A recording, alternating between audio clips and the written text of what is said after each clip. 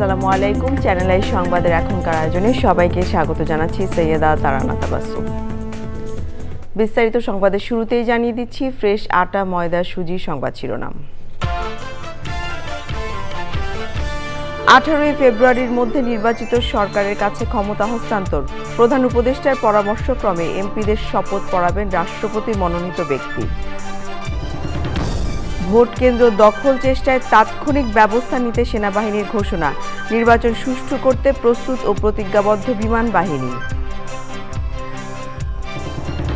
মানবিক বাংলাদেশ গড়তে সারা দেশে ইনসাফের পক্ষে গণজোয়ার সৃষ্টি হয়েছে বললেন জামাত আমির।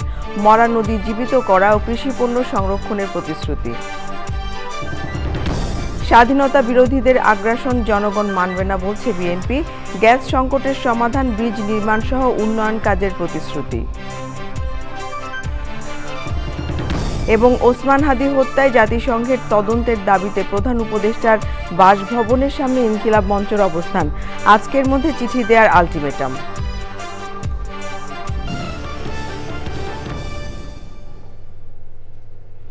সংবাদ শিরোনামগুলো জানাচ্ছিলাম। এখনকার এই সংবাদ আয়োজন একই সঙ্গে চ্যানেল আইয়ের ইউটিউব চ্যানেলে এবং চ্যানেল আইয়ের ওটিটি প্ল্যাটফর্ম আইস্ক্রিনে লাইভ স্ট্রিম হচ্ছে। এবারে পুরো সংবাদ। আর শুরুতেই ইস্পাহানি মির্জাপুর জাতীয় সংসদ নির্বাচন 2026।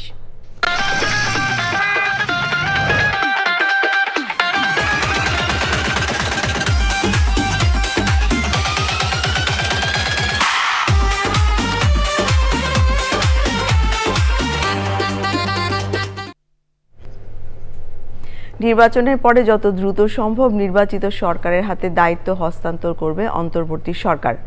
তা 18 ফেব্রুয়ারির পরে যাবে না বলে জানিয়েছেন প্রধান উপদেষ্টার প্রেস সচিব শফিকুল আলম। বিস্তারিত মইনুল হাসানের রিপোর্টে। বৃহস্পতিবার বিকেলে রাজধানীর ফরেন সার্ভিস একাডেমিতে সমসাময়িক বিষয় নিয়ে সংবাদ সম্মেলন করেন প্রধান উপদেষ্টার প্রেস সচিব শফিকুল আলম। অন্তর্বর্তী সরকারের কার্যক্রম নিয়ে বিস্তারিত তুলে ধরেন তিনি। বাংলাদেশের মানুষ দেখবে যে এই 18টি মাস কিভাবে এই গভর্নমেন্ট দেশকে, তারা এই ইন্টারিম গভর্নমেন্ট কিভাবে দেশ সেবা করেছে। আমরা মনে করি যে এই গভর্নমেন্ট তার ঐতিহাসিক ডিউটি পালন করেছে এবং রেকর্ড পরিমাণ অধ্যাদেশ তারা জারি করেছে এবং এমন একটা ভয়ানক একটা অর্থনৈতিক ভঙ্গুর একটা অর্থনীতিকে তারা ইনহেরিট করেছিল, সেটাকে আবার আমি বলবো যে সতেজ করে আবার গ্রোথের প্ল্যাটফর্মে ফিরিয়ে এনেছে। দেশের জন্য ফরেন পলিসিতে একটা বোল্ড একটা ফরেন পলিসি দিতে পেরেছে। নির্বাচনের পর অন্তর্বর্তী সরকার কতদিন থাকবে এমন প্রশ্নের জবাবে প্রেস সচিব বলেন, যত দ্রুত সম্ভব নির্বাচিত সরকারের হাতে দায়িত্ব হস্তান্তর করা হবে। সবচেয়ে দ্রুততম সময়ে হ্যান্ডওভার হবে। এটা যদি দেখা যায় যে 3 দিনের মধ্যে যদি এমন হয় যে ইলেকশন এমপিরা শপথ নিয়েছে, নেওয়ার পরে সংখ্যাগরিষ্ঠ দল লিডারকে ডাকা হচ্ছে যে আপনি আসেন শপথ নেন as a new prime minister, আমরা 3 দিনের মধ্যে এটা হয়ে যেতে পারে। মানে 15 ফেব্রুয়ারিতেও হয়ে যেতে পারে, এটা 16 ফেব্রুয়ারিতেও হতে পারবে। আমার মনে হয় না এটা মানে 17-18 ফেব্রুয়ারির পরে যাবে। এলজিপি গ্যাসের দাম কমাতে কর ছাড়ের সিদ্ধান্ত নেওয়া হয়েছে বলেও জানান শফিকুল আলম। স্থানীয় উৎপাদন ও মইনুল হাসান, চ্যানেল আই, ঢাকা। এদিকে আগামী 18 ফেব্রুয়ারির মধ্যে অন্তর্বর্তী সরকারকে দায়িত্ব হস্তান্তর করতে হলে তার আগেই নবনির্বাচিত সংসদ সদস্যদের শপথ নিতে হবে। কিন্তু শপথ কে পড়াবেন? আইন উপদেষ্টা ডক্টর আসিফ নজরুল জানিয়েছেন, প্রধান উপদেষ্টার পরামর্শক্রমে রাষ্ট্রপতি মনোনীত ব্যক্তি নতুন সংসদ সদস্যদের শপথ পড়াবেন। স্পিকার ও ডেপুটি স্পিকার না থাকায় সরকার এই সিদ্ধান্ত নিতে যাচ্ছে বলে জানিয়েছেন আইন উপদেষ্টা। সংবিধান অনুযায়ী নতুন যারা সংসদ সদস্য হবেন ইনশাআল্লাহ 12 তারিখে ইলেকশনের পরে তাদের শপথ গ্রহণ করার কথা হচ্ছে স্পিকারের, স্পিকার না থাকলে ডেপুটি স্পিকারের। ওনারা না থাকলে অন্য বিধানও আছে। এখন আমাদের এখানে স্পিকার, ডেপুটি স্পিকারের মধ্যে একজন নিখোঁজ, আরেকজন জেলে আছে। তাদের বিরুদ্ধে গুরুতর কিছু মামলা আছে এবং তারা পদত্যাগও করেছেন, বিশেষ করে স্পিকার। ফলে এই অবস্থায় ওনাদের দ্বারা শপথ গ্রহণ করার কোনো রকম স্কোপ আছে বলে আমি মনে করি না। আমাদের আইনে আছে, ওনারা যদি শপথ গ্রহণ করাতে না পারেন তাহলে রাষ্ট্রপতি কর্তৃক মনোনীত, অর্থাৎ প্রধান উপদেষ্টার পরামর্শক্রমে রাষ্ট্রপতি কর্তৃক মনোনীত ব্যক্তি শপথ গ্রহণ করাবেন। এক, দুই হচ্ছে 3 দিনের মধ্যে যদি এই শপথটা না হয় তাহলে প্রধান নির্বাচন কমিশনারও শপথ গ্রহণ করাতে পারবেন। এখন এটা সরকারের নীতিগত পর্যায়ের সিদ্ধান্ত, আমি আপনাদের চূড়ান্ত কিছু বলতে পারবো না। তবে আমাদের সামনে দুইটা অপশনই আছে। একটা হচ্ছে রাষ্ট্রপতি কর্তৃক মনোনীত কোনো ব্যক্তি শপথ গ্রহণ করাতে পারেন। ফর এক্সাম্পল, যেমন হয়তো আমাদের প্রধান বিচারপতি হতে পারেন। আর যদি এটা না হয় তাহলে আমাদের যে প্রধান নির্বাচন কমিশনার আছেন উনি শপথ গ্রহণ করাবেন। কিন্তু সেক্ষেত্রে একটা সমস্যা হচ্ছে, ওটা 3 দিন ওয়েট করতে হবে। আমরা আসলে ওয়েট করতে চাই না। আমরা নির্বাচন হওয়ার পরে যত দ্রুত সম্ভব শপথ গ্রহণের ব্যবস্থা করতে চাই। ভোট কেন্দ্র দখলের চেষ্টায় তাৎক্ষণিক ব্যবস্থা নেওয়া হবে বলে জানিয়েছে বাংলাদেশ সেনাবাহিনী। পরিস্থিতি নিয়ন্ত্রণের বাইরে চলে গেলে ধাপে ধাপে শক্তি প্রয়োগের সিদ্ধান্ত নেওয়া হয়েছে। সেনাবাহিনী আয়োজিত সংবাদ সম্মেলনে বলা হয়েছে, নির্বাচনে এখন পর্যন্ত বড় ধরনের কোনো ঝুঁকি নেই। মোস্তফা মল্লিকের রিপোর্ট। 12 ফেব্রুয়ারির জাতীয় সংসদ নির্বাচনে সারা দেশে মোতায়েন করা 1 লাখ সেনা সদস্যের প্রস্তুতি দেখতে রাজধানীতে জাতীয় ফুটবল স্টেডিয়ামে যান সেনাবাহিনী প্রধান জেনারেল ওয়াকারুজ্জামান। এরপর ত্রয়োদশ জাতীয় সংসদ নির্বাচন উপলক্ষে সমন্বয় সভায় অংশ নেন তিনি।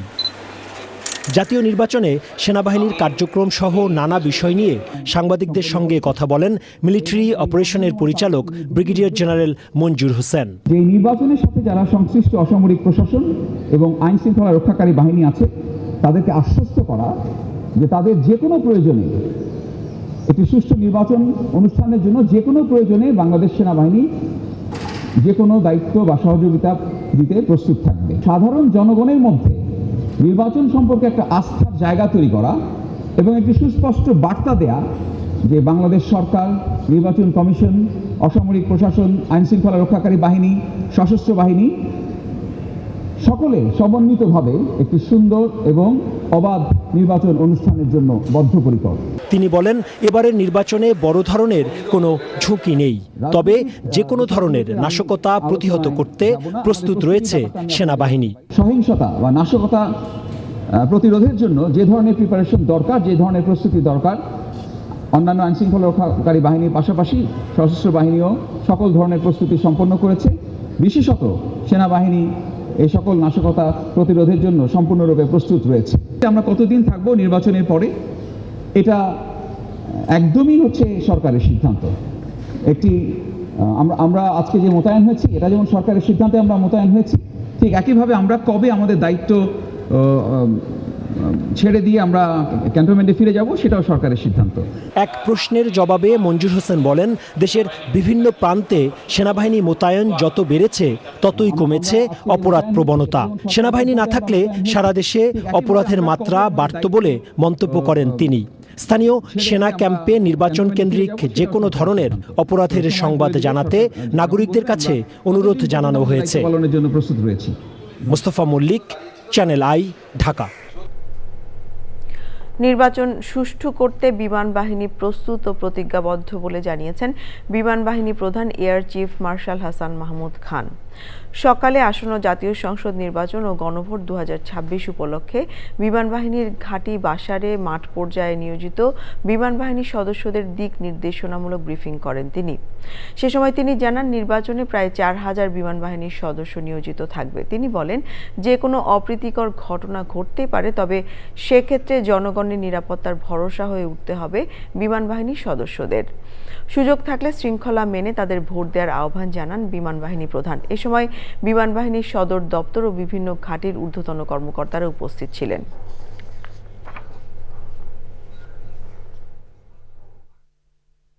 বেসামরিক প্রশাসনের সাথে সমন্বয় করে উদ্ভূত যে কোনো পরিস্থিতি মোকাবেলার জন্য সদা প্রস্তুত থাকতে হবে।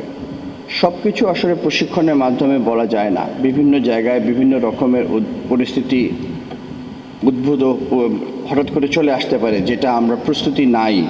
তখন নিজের বিচক্ষণতা দিয়ে বা উপস্থিত বুদ্ধি দিয়ে আমাদেরকে সেগুলি ট্যাকেল করতে হবে। বিশেষ করে 11 থেকে 13 ফেব্রুয়ারি মানে ইলেকশনের আগের দিন এবং পরের দিন, ইলেকশনের রাত, ওই সময় আমাদেরকে অত্যন্ত সচেতন, সজাগ এবং অ্যালার্ট থাকতে হবে। মানবিক বাংলাদেশ গড়তে সারা দেশে ইনসাফের পক্ষে গণজোয়ার সৃষ্টি হয়েছে মন্তব্য করে জামায়াতে ইসলামীর আমির ডাক্তার শফিকুর রহমান বলেছেন, তার দল ক্ষমতায় গেলে সবার জন্য নিরাপদ বাংলাদেশ উপহার দেবে। উত্তরাঞ্চলের নির্বাচনী জনসভায় জামায়াত আমির বলেন, মরা নদীগুলোকে জীবন্ত করা ও আমসহ কৃষিপণ্য সংরক্ষণে হিমাগার স্থাপন করা হবে। দুর্নীতি, নারীর অপমান ও আধিপত্যবাদমুক্ত দেশ গড়তে দাঁড়িপাল্লায় ভোট চেয়েছেন জামায়াত আমির। আক্তার হোসেনের রিপোর্ট। সুশাসন ও শান্তির জন্য পরিবর্তন এবং উন্নত আধুনিক চাঁপাইনবাবগঞ্জ গড়ার স্লোগানে নির্বাচনী জনসভায় জনসমুদ্র। জুলাই যুদ্ধের সেদিন রাস্তায় দুপুরে জনসভা মঞ্চে যোগ দেন জামায়াত আমির। বলেন, ক্ষমতায় গেলে সব শ্রেণী পেশার মানুষের মাঝে বৈষম্য দূর করা হবে। যার যেটা ন্যায্য পাওনা, একজন কর্মচারী কর্মকর্তা, সে সরকারি, আধা সরকারি, স্বায়ত্তশাসিত, বেসরকারি, যেখানেই হোক, সে যেন তার পুরা মেধা যোগ্যতা উজাড় করে সেখানে সেবা দিতে পারে। আর রাষ্ট্র এবং নিয়োগকারী সংস্থাও যেন তাদেরকে সম্মানের সাথে বসবাস করার মতো সুযোগ তাদের হাতে তুলে দেয়। আমরা তা নিশ্চিত করব ইনশাআল্লাহ। নারীদের সম্মান, মর্যাদা ও নিরাপত্তা নিশ্চিত করার পাশাপাশি নিরাপদ বাংলাদেশ গড়ার কথা বলেন জামায়াত আমির। মা বোনদের ক্ষেত্রে আমাদের স্পষ্ট অঙ্গীকার, আপনাদের বহুবিধ অবদান, তার একটারও প্রতিদান দেওয়া আমাদের পক্ষে সম্ভব নয়, ঋণ পরিশোধ করা সম্ভব নয়, কিন্তু আমাদেরকে চেষ্টা করতে হবে। আমরা দুটি জিনিস আপনাদের জন্য নিশ্চিত করতে চাই। একটি হচ্ছে সমাজের সকল স্তরে আপনাদের অধিকার এবং মর্যাদা, দ্বিতীয়টি হচ্ছে আপনাদের নিরাপত্তা। ইনশাআল্লাহ আমরা এমন একটা সমাজ গড়তে চাই, পুরুষরা পাবে পুরুষদের অধিকার, মহিলারা, নারীরা পাবে তাদের অধিকার। পুরনো বন্দোবস্তকে লাল কার্ড এবং নতুন বন্দোবস্তকে স্বাগত জানাতে হ্যাঁ এর পক্ষে এবং দাঁড়িপাল্লায় ভোট চাইলেন তিনি। ক্ষমতায় গেলে ন্যায় ও ইনসাফ প্রতিষ্ঠার পাশাপাশি কৃষি শিল্পের উন্নয়ন এবং আঞ্চলিক অবকাঠামোগত উন্নয়নের নানা প্রতিশ্রুতি দিয়ে দাঁড়িপাল্লার পক্ষে ভোট চাইছেন নেতারা। এরপর রাজশাহীতে দুটি জনসভায় বক্তব্য রাখেন জামায়াত আমির।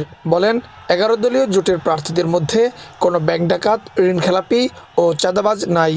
11 দলের কোনো ক্যান্ডিডেটের মাঝে কোনো ব্যাংক ডাকাত নাই, চাঁদাবাজ নাই, ঋণ খেলাপি নাই, মামলাবাজ নাই, নারীর ইজ্জত হরণকারী নাই, মানুষের অধিকার হরণকারী নাই। আমরা বেছে বেছে গুনে গুনে চেষ্টা করেছি। এরপরে ভুল হলে আল্লাহ যেন আমাদেরকে ক্ষমা করেন, কারণ আমরা এই বার্তাই জাতিকে দিয়েছি, আগামীতে একটা নূতন বাংলাদেশ আমরা গড়তে চাই। এরপর সন্ধ্যায় নাটোরে জনসভায় অংশ নেন জামায়াত আমির। সবগুলো জনসভাতেই 11 দলীয় জোট সমর্থিত প্রার্থীদের পরিচয় করিয়ে দেন ডাক্তার শফিকুর রহমান।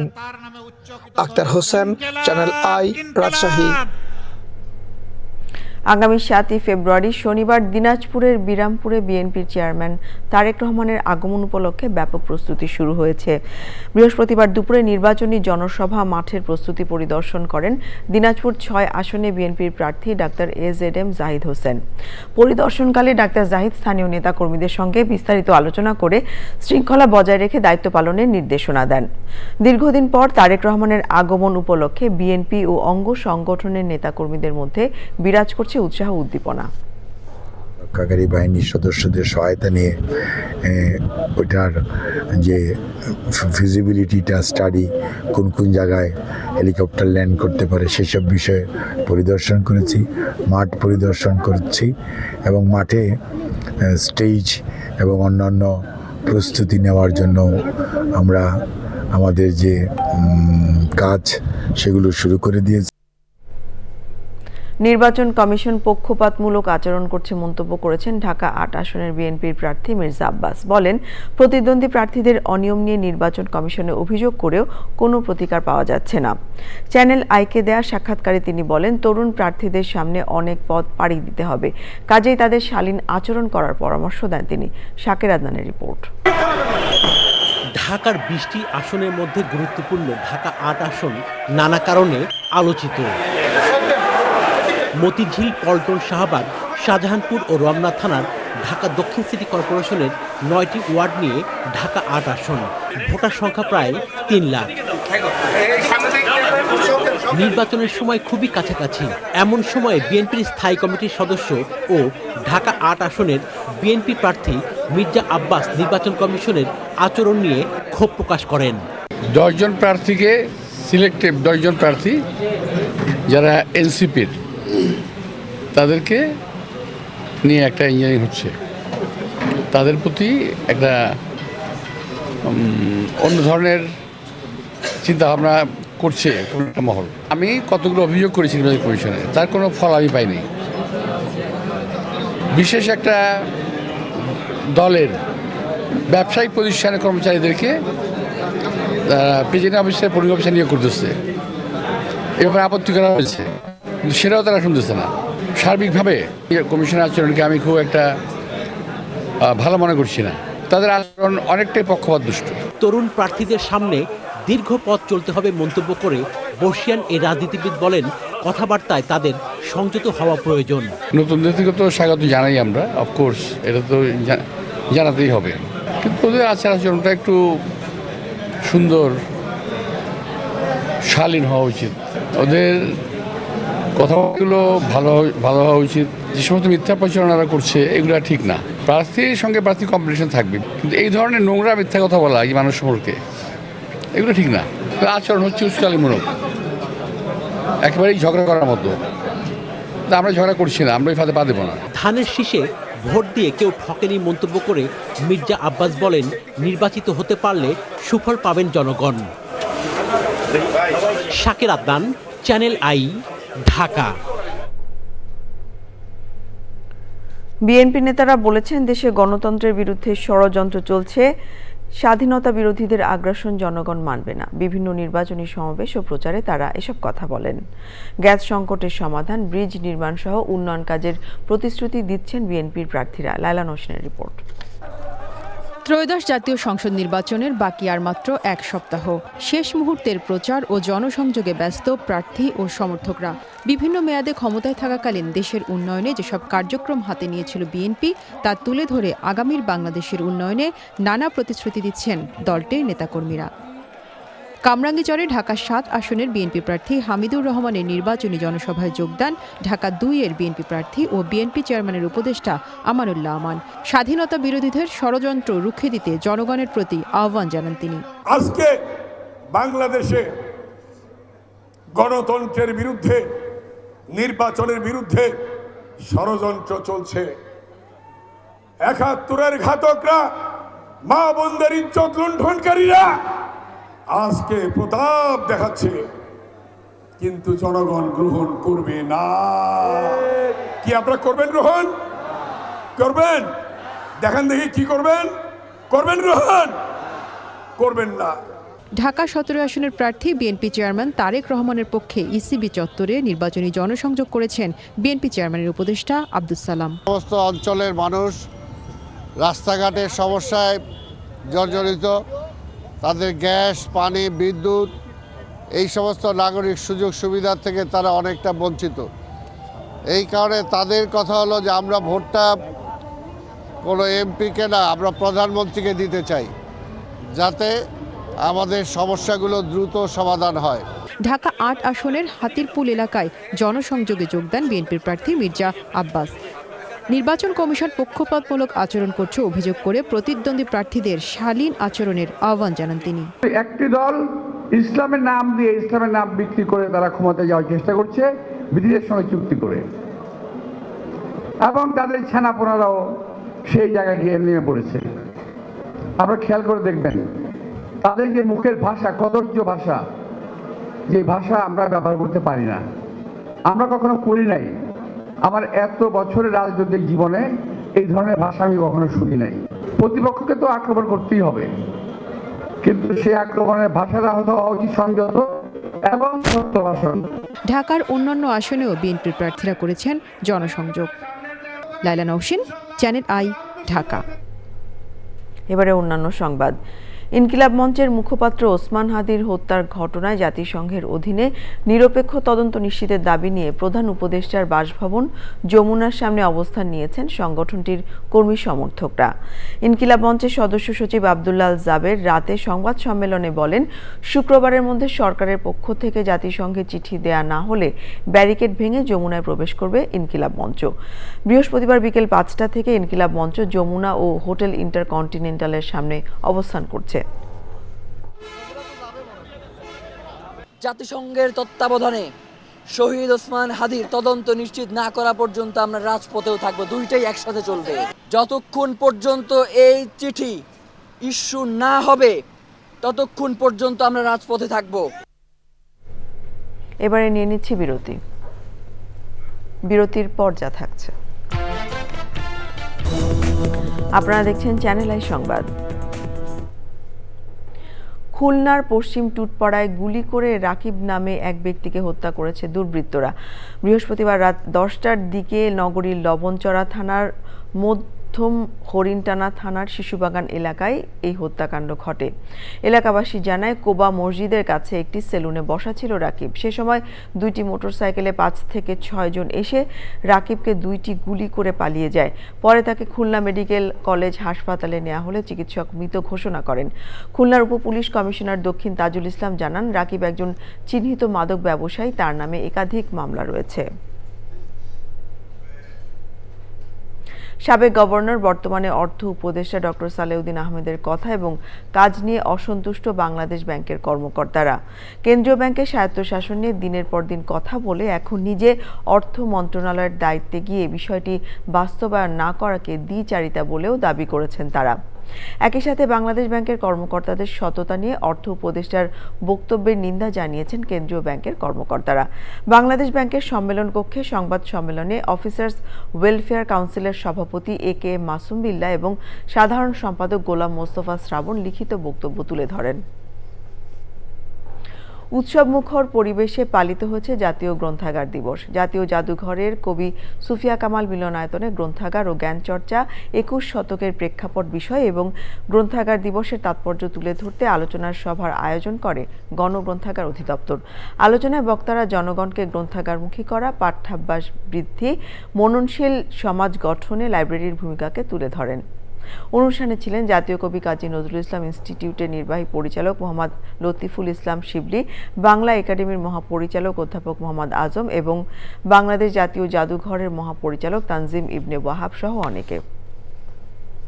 বিশ্বব্যাংকের প্রেসিডেন্ট অজয় পাল সিং বাঙ্গা তার পারিবারিক ইতিহাস ও পাকিস্তানি শিকড়ের কথা তুলে ধরেছেন। তিনি জানান, সম্প্রতি তিনি পাকিস্তানের খুশাব জেলার তার পৈতৃক গ্রামে যান। সেখানে স্থানীয় মানুষের ভালোবাসা ও আন্তরিকতায় তিনি গভীরভাবে আবেগ আপ্লুত হন। সফরকালে তিনি তার দাদার নির্মিত একটি গুরুদ্বারা পরিদর্শন করেন। তিনি বলেন, সীমান্ত আর রাজনীতির বাইরে মানুষের সম্পর্ক ও স্মৃতি সবচেয়ে শক্তিশালী। मुश्किल था। आप पाकिस्तान से इंडिया गए हों या इंडिया से पाकिस्तान आए हों, जो भी माइग्रेट किया है उनकी दिल में यू कैन इमेजिन पूरा घर सिस्टम फैमिली आधी फैमिलीज टूट गई, कुछ यहाँ रह गए कुछ वहाँ गए। ये ट्रॉमेटाइजिंग चीज़ थी। দিনাজপুর 6 আসনে নির্বাচনী মাঠ চষে বেড়াচ্ছেন বিএনপির স্থায়ী কমিটির সদস্য ও দিনাজপুর 6 আসনে বিএনপির মনোনীত প্রার্থী অধ্যাপক ডাক্তার AZM জাহিদ হোসেন। তিনি বিরামপুর পৌরসভা ও ঘোড়াঘাটে আলিহাট ইউনিয়নের পাড়া মহল্লায় ধানের শীষ প্রতীকে ভোট চেয়ে পথসভা ও জনসংযোগ করেছেন। দিনাজপুর থেকে শাহ আলম শাহের রিপোর্ট।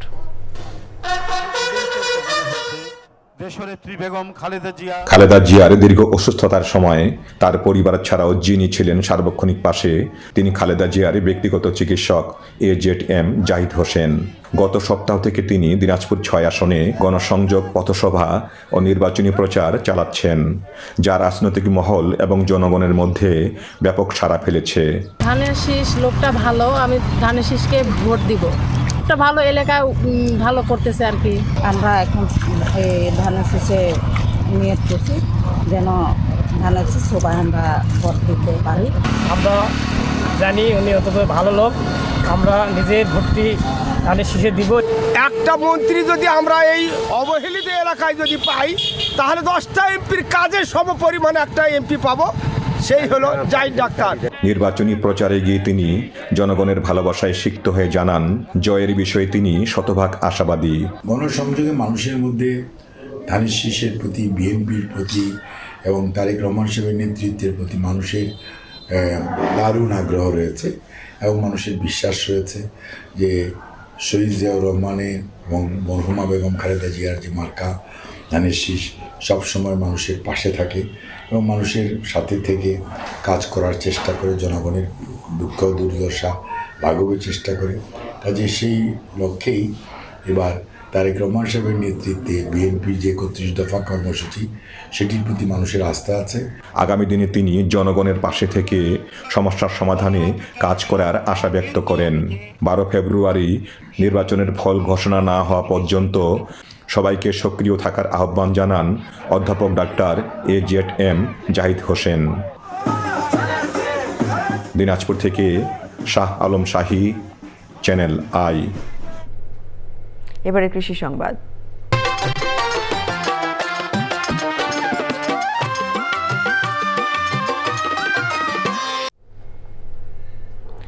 শীত মৌসুমে সিরাজগঞ্জের রায়গঞ্জ ও তাড়াশ উপজেলায় তৈরি হচ্ছে সুস্বাদু খেজুরের গুড়। স্বাদে অতুলনীয় আর মানে ভালো হওয়ায় এসব গুড় স্থানীয় চাহিদা মিটিয়ে দেশের বিভিন্ন স্থানে বিক্রি হচ্ছে। সিরাজগঞ্জ থেকে ফেরদৌস রবিনের পাঠানো তথ্য ও ভিডিও চিত্রে সাদিয়া ওমরের রিপোর্ট। শীত এলেই বাংলার গ্রামাঞ্চলে শুরু হয় গুড় বানানোর ব্যস্ততা। এবারও চরণবিলের কেন্দ্রস্থল হিসেবে পরিচিত সিরাজগঞ্জের তাড়াশ ও রায়গঞ্জ উপজেলার বিভিন্ন স্থানে ব্যস্ত সময় কাটাচ্ছেন রাজশাহী সহ দূর দূরান্ত থেকে আসা গাছিরা। রাত ৩টা থেকে শুরু করে ফজরের আজান পর্যন্ত খেজুরের রস সংগ্রহ করা হয়। এরপর সেই রস জাল দিয়ে তৈরি করা হয় গুড়। দেশের বিভিন্ন স্থান থেকে ক্রেতারা আসছেন গুড় কিনতে। আমরা 10 বছর ধরে এই তাড়াশ থানায় খেজুরের গাছ লাগায় গুড় বানাইতে আসি। ভোর 3টার সময় যায় ওই রসটা আমরা নামান নিয়ে আসি, নিয়ে আসি জাল করি আমরা গুড় তৈরি করি। সুস্বাদু গুড় আমরা তৈরি করি, এখান থেকে বিভিন্ন এলাকার লোক কিনালি যায় এবং এই গুড়ে আমার আজ্ঞার মতন আর পুষায় না। সঠিক পদ্ধতিতে রস সংগ্রহের মাধ্যমে উৎকৃষ্ট মানের গুড় তৈরির জন্য গাছিদের বিভিন্ন পরামর্শ দিচ্ছে কৃষি বিভাগ। কারণ দেখা যায় যে তারা যদি রাতের বেলায় খোলাভাবে খেজুরের রসটা সংগ্রহ করে সেখান থেকে বিভিন্ন রোগ বালাই হতে পারে। এর জন্য কৃষককে একটু সতর্ক করে এবং ভালোভাবে যেন খেজুরের রসটা সংগ্রহ করতে পারে সেইভাবে আমরা তারা প্রশিক্ষণ দিই। স্বাস্থ্য ঝুঁকি এড়াতে কাঁচা রস পান করা থেকে বিরত থাকার পরামর্শ দিয়েছে উপজেলা প্রশাসন। যারা এটা উৎপাদন করে তাদের সাথে হচ্ছে যে আমরা মত বিনিময় করেছি এবং তাদেরকে হচ্ছে যে আমরা পরামর্শ দান করেছি যে তারা কিভাবে খেজুরের রসটা গাছে যখন থাকবে সংরক্ষণ করবে, যে কারণ নিপাহ ভাইরাসের প্রকোপ বাড়ছে, এবং তারা যখন হচ্ছে খেজুরের গুড়টা উৎপাদন করবে তখন যাতে এটাতে হচ্ছে অন্য কোনো রাসায়নিক দ্রব্যাদি ব্যবহার না করে। জেলায় খেজুর গাছ বৃদ্ধির জন্য আরও চারা রোপণে সরকারি পদক্ষেপ প্রত্যাশা করছেন সংশ্লিষ্টরা। Sadia Omar, channel I. এবারে প্রকৃতি সংবাদ।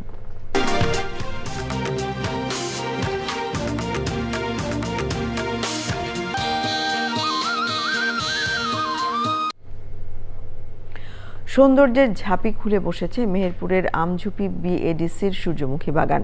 বাতাসে দোল খাওয়া হলুদ ফুলের সৌন্দর্য আকৃষ্ট করছে দর্শনার্থী ও প্রকৃতিপ্রেমীদের। প্রতিদিনই সূর্যমুখী ফুলের মোহনীয় সৌন্দর্য দেখতে ভিড় জমাচ্ছেন তারা। গোলাম মোস্তফা রিপোর্ট। ক্যালেন্ডারের পাতায় না আসলেও প্রকৃতিতে লেগেছে বসন্তের ছোঁয়া। মেহেরপুরের আমঝুপির সূর্যমুখী ফুলের অপরূপ সৌন্দর্যে সেজে উঠেছে প্রাণ প্রকৃতি। দৃষ্টিসীমায় শুধু ফুলের সমারোহ, এছাড়াও হলুদ আর সবুজের মিলন মেলা। প্রিয়জন, বন্ধু ও পরিবার পরিজন নিয়ে ফুলের রাজ্যে ভিড় করছেন প্রকৃতিপ্রেমীরা। ঘোরার জন্য অনেক সুন্দর একটা প্লেস, সবাই এখানে আমরা আসি ফুলের সাজে একটু নিজেকে রাঙিয়ে এখানে আসি। আমাদের ফুল দেখে খুব আনন্দ হচ্ছে। সূর্যমুখী ফুলের সৌন্দর্যে উচ্ছ্বসিত দর্শনার্থীরা মুঠোফোনে ধরে রাখছেন প্রিয় মুহূর্ত। ফুলের মাঠটাকে দেখুক, মানে আসুক, ফুলগুলোকে চিনুক, ফুলগুলো কেমন, মনের ভিতরে অনেক শান্তি আসে। আসার কারণটাই হচ্ছে কিন্তু বাগানটা 6 থেকে 7 হাজার লোক হয় শুক্র শনি, আর পার ডে প্রতিদিন মনে করেন যে 2-3 হাজার লোক হয়, কিন্তু আমরা লোক সংখ্যায় ঠেকাতে খুব হিমশিম খাচ্ছি। এই কারণে আমাদের সারা জাল দিয়ে দিয়েছে। শুধু সৌন্দর্য বৃদ্ধিই নয়, প্রায় 10.5 একর জমিতে চাষ করা সূর্যমুখীর ফুল থেকে উৎপাদন করা হবে নিরাপদ ও পুষ্টিকর তেল। এই সূর্যমুখীটা চাষ করার ফলে দেখা যাচ্ছে অনেক দর্শনার্থী দূর দূরান্ত থেকে, কুষ্টিয়া, ঝিনাইদহ, চুয়াডাঙ্গা, মেরু বিভিন্ন দপ্তর থেকে এরা এখানে ভিজিট করতে আসে। যে আমাদের যে সীমিত সংখ্যক স্টাফ আছে তাতে এত দর্শনার্থী আসলে করা অনেক আমাদের জন্য কষ্টকর, তারপর আমরা সেটা দেওয়ার চেষ্টা করি। সূর্যমুখী ফুলের বাগান রক্ষায় দর্শনার্থীদের সচেতন হওয়ার আহ্বান আমঝুপি ও বিএডিসি কর্তৃপক্ষের। মেহেরপুর থেকে গোলাম মোস্তফা, চ্যানেল আই। এবারে খেলার খবর। নামগুলো জানিয়ে দিচ্ছি আরো একবার। 18 ফেব্রুয়ারির মধ্যে নির্বাচিত সরকারের কাছে ক্ষমতা হস্তান্তর, প্রধান উপদেষ্টার পরামর্শক্রমে এমপিদের শপথ পড়াবেন রাষ্ট্রপতি মনোনীত ব্যক্তি। ভোট কেন্দ্র দখল চেষ্টায় তাৎক্ষণিক ব্যবস্থা নিতে সেনাবাহিনীর ঘোষণা, নির্বাচন সুষ্ঠু করতে প্রস্তুত ও প্রতিজ্ঞাবদ্ধ বিমান বাহিনী। মানবিক বাংলাদেশ গড়তে সারা দেশে ইনসাফের পক্ষে গণজোয়ার সৃষ্টি হয়েছে বললেন জামাত আমির। মরা নদী জীবিত করা ও কৃষিপণ্য সংরক্ষণের প্রতিশ্রুতি। স্বাধীনতা বিরোধীদের আগ্রাসন জনগণ মানবে না বলছে বিএনপি, গ্যাস সংকটের সমাধান, ব্রিজ নির্মাণ সহ উন্নয়ন কাজের প্রতিশ্রুতি। এবং ওসমান হাদি হত্যায় জাতিসংঘের তদন্তের দাবিতে প্রধান উপদেষ্টার বাসভবনের সামনে ইনকিলাব মঞ্চের অবস্থান, আজকের মধ্যে চিঠি দেওয়ার আলটিমেটাম।